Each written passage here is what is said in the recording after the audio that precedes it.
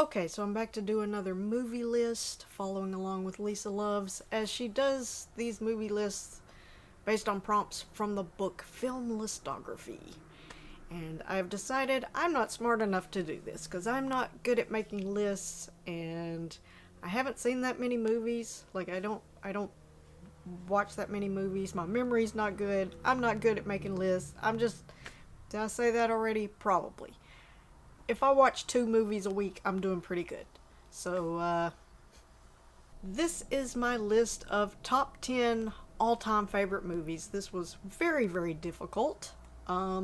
Basically, what I ended up with were movies that I feel like I never get tired of watching, like that I've seen over and over and over and over again. I didn't put a lot of horror on this list. I think there's only one, actually. It would just take over the list probably, and I couldn't narrow it down. So I've left off most of the horror. Most of these are going to be things I watched in, like, the 90s, that I watched over and over, because back then was when I had time to watch things over and over and over and over. So yeah, my memory just doesn't work very well anymore. Plus, that's, I guess, my what do you call it, the years where you're like, wait, it starts with an F, doesn't it?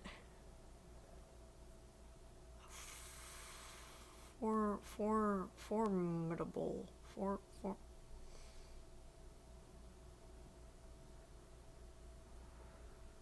But like when stuff like has more of an impact, like influences you more or something. I don't know what I'm trying to say. You probably know what I'm trying to say. It's on the tip of my tongue, but I can't remember what the word is. But these are in really no particular order, because that's just too hard.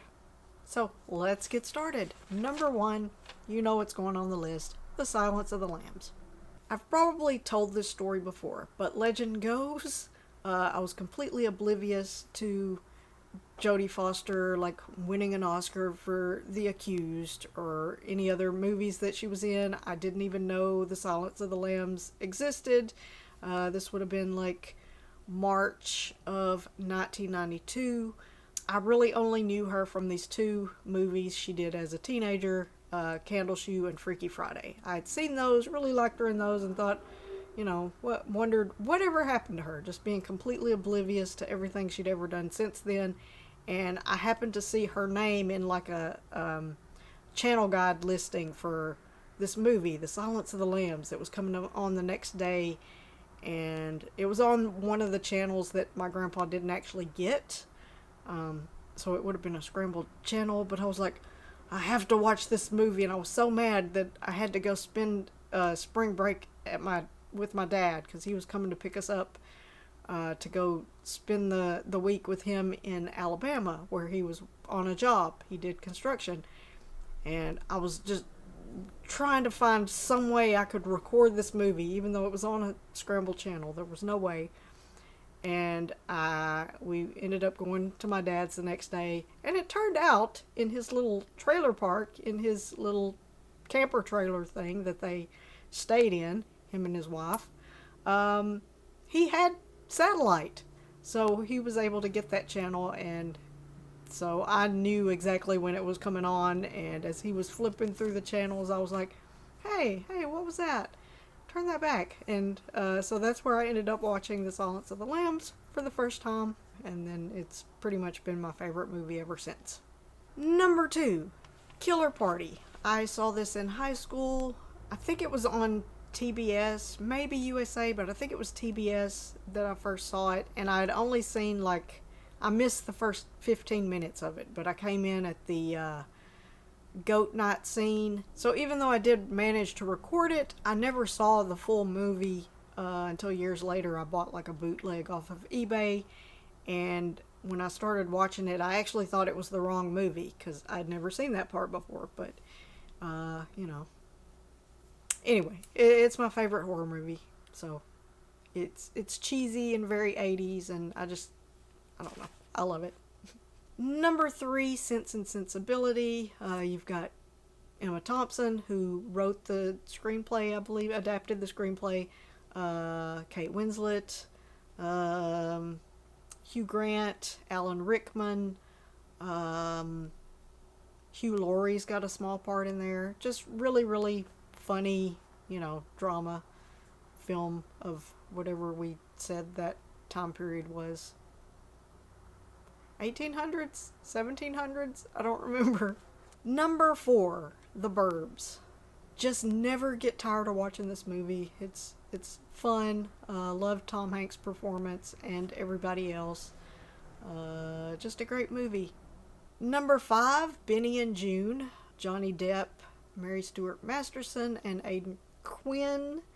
Yeah, just always liked that one. Of course, that's where the inspiration, or whatever you would call it, where I picked up this hat from. I mean, Johnny Depp's character in that movie, I just loved his style of kind of being like the Buster Keaton, whatever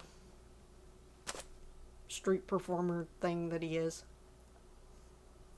I don't know. I just always loved that movie, so that's whatever number this is. Number 6, Little Man Tate, directed and starring Jodie Foster. Came out the same year as The Silence of the Lambs, so I guess I watched both of those movies a lot. It's a little comedy, a little drama. I don't know. I just like it. Number 7, The Strange Love of Martha Ivers, starring Barbara Stanwyck, Van Heflin, Lisbeth Scott, Kirk Douglas. It's my favorite old black and white movie. Not saying it's the best, but it was one, I think I've already told this story in one of the other lists, but it was one I picked up like really cheap on VHS, and I liked Barbara Stanwyck already, and I don't know, just really liked the ending of the movie, because it's kind of like a film noir thing, but just the ending of the movie was kind of like, I don't know, unexpected. It's all like melodramatic and stuff, but yeah, it's just always been a favorite. Number 8, Clue, which I think is one of the funniest movies ever made. And it just never gets old. I mean, I can't quote it like other people can, but yeah, the jokes just never get old. Number 9, Beetlejuice. What do you say about Beetlejuice? I mean, it's such a unique movie with, Tim Burton. But, great performances by Michael Keaton and Gina Davis and Alec Baldwin and Winona Ryder and Catherine O'Hara. I forget who else is in this, but just such a creative, dark movie. Love it. Music by Danny Elfman. And lastly, number 10, The Silencer from 1992. Not the one with Michael Dudikoff, but I don't know what you would call this movie. It almost feels like a comic book movie, which stars Lynette Walden and Chris Mulkey. I saw this on cable back in the 90s, and I was really into comic books at the time, and it just kind of had that feel of like a female superhero. Her character is an assassin that has to. It's got like the plot of it's kind of similar to La Femme Nikita. Now that I'm thinking about it, but she's got to do one last job and like assassinate all these people that are part of this like I don't know, child trafficking ring or something. I can't remember exactly. But it's weird in that she gets these like little tokens, and she gets her instructions from this arcade game. I don't know. I just really like this movie. Like the visuals and everything are kind of, I don't know, almost like a music video in places. I just really like it. So that's my top 10 that I'm calling it. And I was working on a top 10 movies list, like I started like last year or the year before, I can't remember, and I just never I mean, I've been trying to rewatch movies, but I don't know. Like, there's certain movies that had like an impact, but they don't have the as much a rewatchability. Not that, I mean, I don't really get tired of them. It's just they're like heavier movies, so it's harder to watch them over and over. But some honorable mentions are A Beautiful Mind, Russell Crowe and Jennifer Connelly, Eternal Sunshine of the Spotless Mind, Jim Carrey, Kate Winslet. There was a lot of people in that movie. Elizabethtown, really like that one. About a Boy, Hugh Grant and Rachel Weisz. Once Bitten, another Jim Carrey. That's always been one of my favorites. Kind of like to watch that one. That's the one movie I like to watch at Halloween. A Nightmare on Elm Street, love it.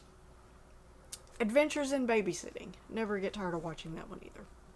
So yeah, that's my list. I will put a link in the description to Lisa's videos. And until next time, thanks for watching. Yeah, cheers, thanks a lot.